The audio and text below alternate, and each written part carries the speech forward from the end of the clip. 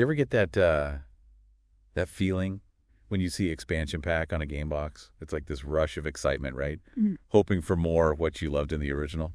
Oh, absolutely. Sometimes it's amazing. Sometimes. Well, back to the bargain bin. Yeah, it's a mixed bag for sure. Today, we're diving deep on one that might have flown under the radar. Doom 3.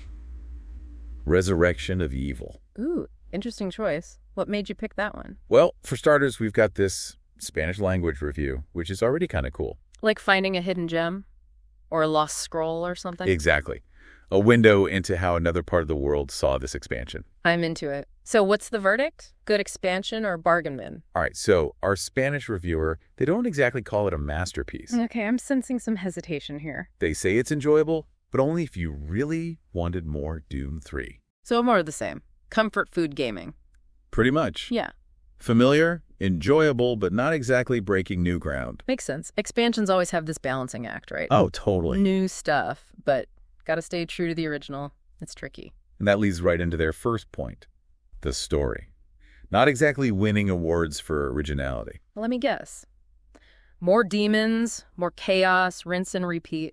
You got it. Basically, another demon invasion. Very similar vibes to Doom 3 itself. Interesting. Doom 3 wasn't exactly known for its groundbreaking story anyway. That's true. More about the atmosphere, jump scares, that sense of dread. Definitely. But here's a curveball.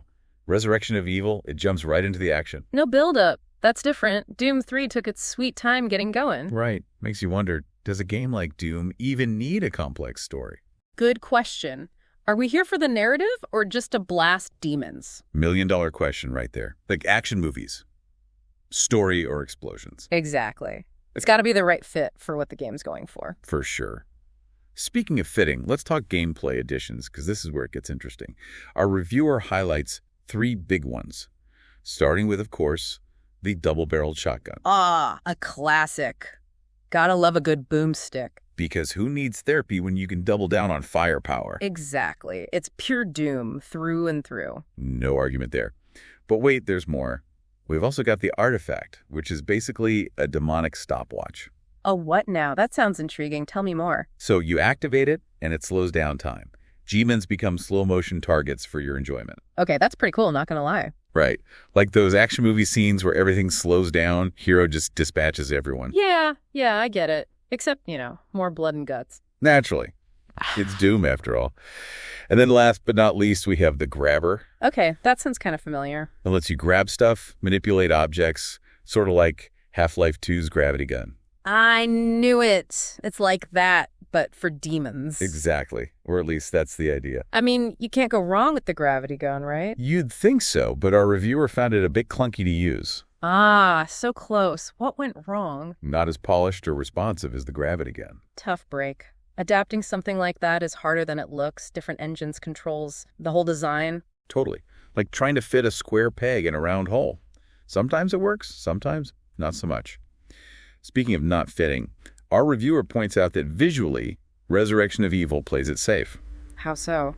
Environments are very similar to Doom 3. Nothing too crazy. That's a bit of a shame. Missed opportunity, maybe. Right. Imagine using the grabber to tear apart the environment, using it for cover, or even as a weapon. Now that would have been cool. What happened? Budget constraints?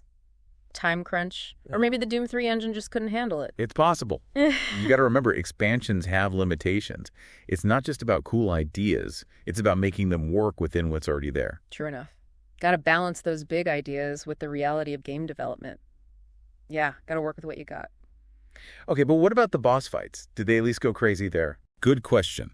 A good boss fight can save even a mediocre game. Tell me about it. So, did Resurrection of Evil deliver? Well, our reviewer says they're better than Doom 3's. Okay, I'll bite. How much better are we talking? The word slightly comes up a lot. Slightly. Come on, give me something to work with here. Okay, so there's this one detail about the second to last boss. All right, I'm listening. You can't just shoot it in its weak spot. You got to use the environment to weaken it first. Ooh, now you're talking. I love when games make you think outside the box. Right. Like a puzzle in a boss fight had a baby. Exactly. And that was a big thing back then, moving away from just bullet sponges to more like interactive encounters. Makes you feel smarter, right? For sure. A little strategy goes a long way. Okay, so we've got slightly better boss fights. Anything else? Actually, yeah. The reviewer calls out the hand animation when you use the artifact. Wait, really? Hand animation, that's what stood out. I know, right? But they apparently put a lot of work into it, all glowy and detailed and stuff.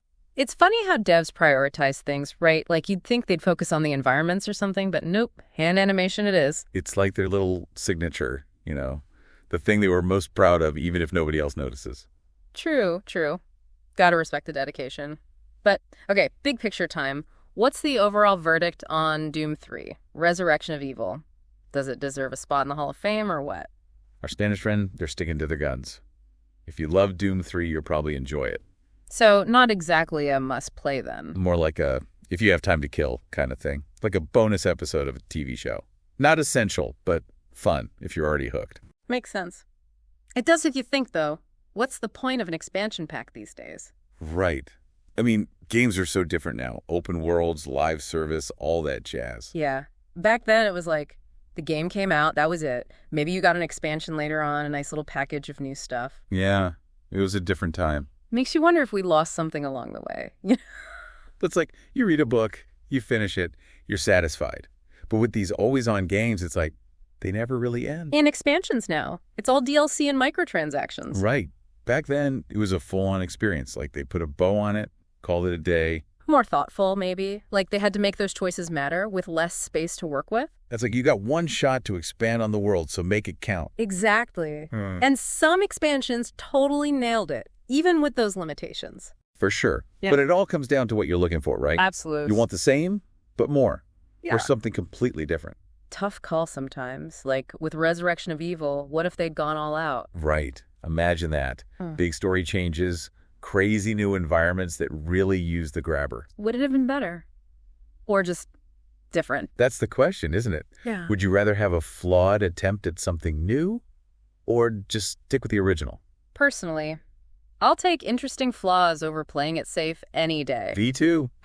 It's more fun to talk about, that's for sure. Exactly. And that's what I love about these deep dives. We dig up these old games, see what worked, what didn't. And who knows, maybe it sparks some ideas for the future. Absolutely. Never know what's going to inspire that next big thing. That's the magic of it all. Well, That about wraps up our look at Doom 3.